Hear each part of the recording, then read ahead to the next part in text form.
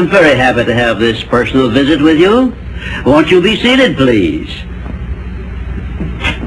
And now, may I request that you forget all your problems and just relax while I bring you the master key with which you may unlock the door to any opportunity that your mind can conceive. The master key consists of 17 principles, the first of which is definiteness of purpose. Right here at the beginning of our visit, I'm going to make you a promise. If you will decide definitely what you want most during your entire lifetime and write it down on paper so that I can read it, I will give you the master key with which you may open the door to the attainment of your desires, whatever they may be. The exact moment when I will deliver this master key to you will depend entirely upon when you are ready to receive it. This is the first of 13 messages that I will deliver to you. Now, in each message, I will describe the master key in terms that you will understand, if you are ready to understand. And now I shall give you the first cue as to the nature of the great master key which has been responsible for all the great successes in every calling, in every part of the world. Please listen carefully to what I have to say, because you may discover the secret of the master key in this first visit.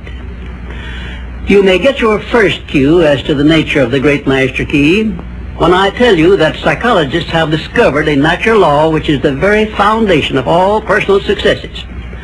And I can describe it to you in one short sentence so you can understand it. Whatever the mind can conceive and believe, the mind can achieve.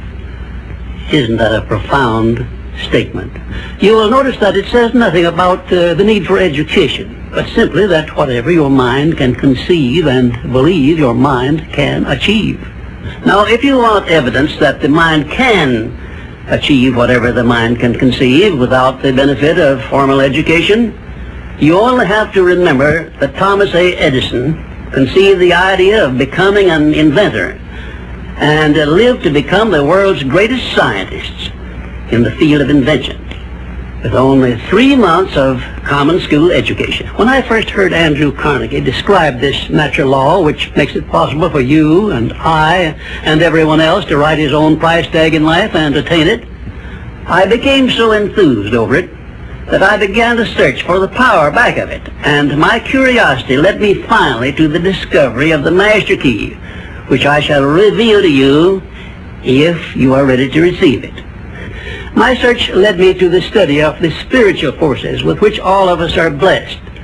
And it was in this field that I came upon a clue which has enabled me to help millions of people to find their earthly destinies.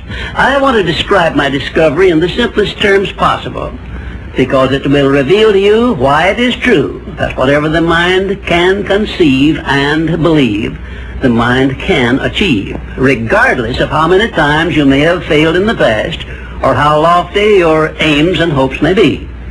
I caught my first fleeting glimpse of the profound law which provides the means by which we may choose our own purpose in life and attain it while I was being coached by Andrew Carnegie during the organization of the Science of Success philosophy.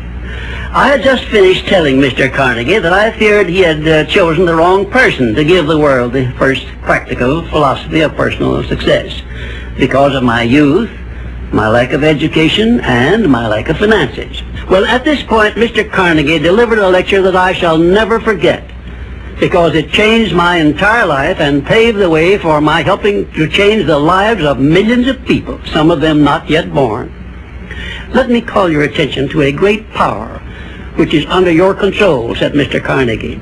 A power which is greater than poverty, greater than the lack of education, greater than all of your fears and superstitions combined.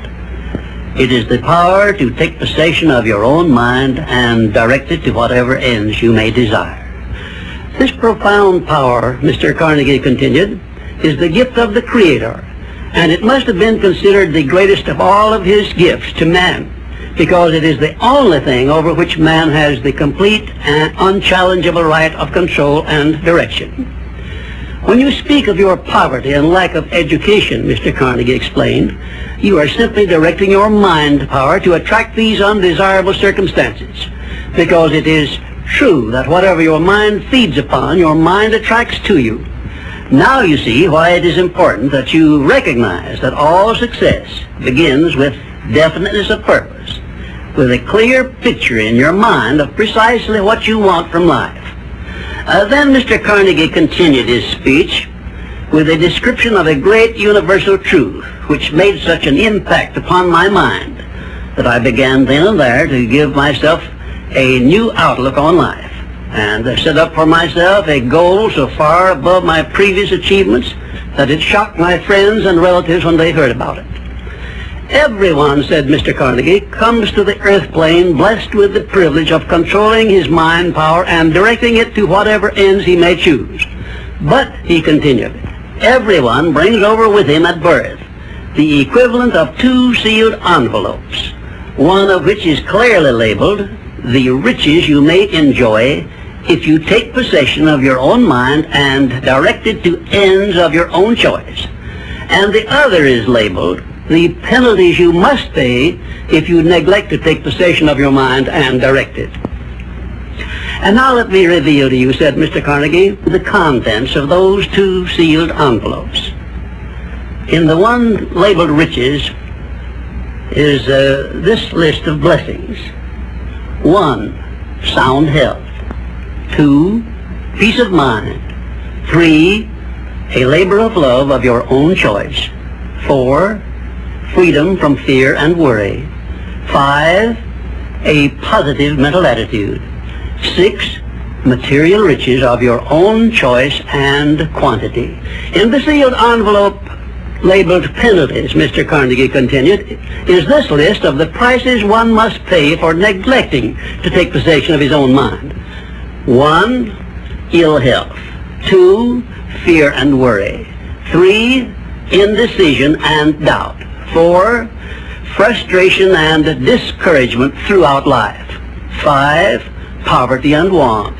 6, and a whole flock of evils consisting of envy, greed, jealousy, anger, hatred, and superstition. Now, my mission in life is to help you and everyone who needs my help to open up and use the contents of the sealed envelope labeled riches.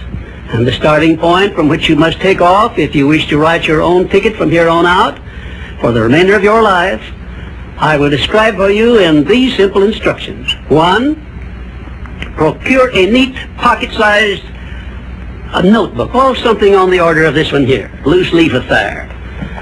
And on page 1, write down a clear description of your major desire in life, the one circumstance or position or thing which you will be willing to accept as your idea of success. And remember before you begin writing that your only limitations are those which you set up in your own mind or permit others to set up for you. And 2, on page 2 of your notebook, write down a clear statement of precisely what you intend to give in return for that which you desire from life. And then start in right where you stand now to begin giving. And 3, memorize both of your statements, what you desire and what you intend to give in return for it, and repeat them at least a dozen times daily. And always end your statements with this expression of gratitude for the blessings with which you were gifted at birth. I ask not, O divine providence, for more riches, but more wisdom with which to accept and use wisely the riches I received at birth in the form of the power to control and direct my mind to whatever ends I desire. If you are not too successful or self-satisfied to accept and express this profound prayer, if you accept it and express it in the same spirit of humble sincerity in which I pass it on to you, a new and a better world will reveal itself to you. A world in which you will see reflected the circumstances and the things which you yourself have created.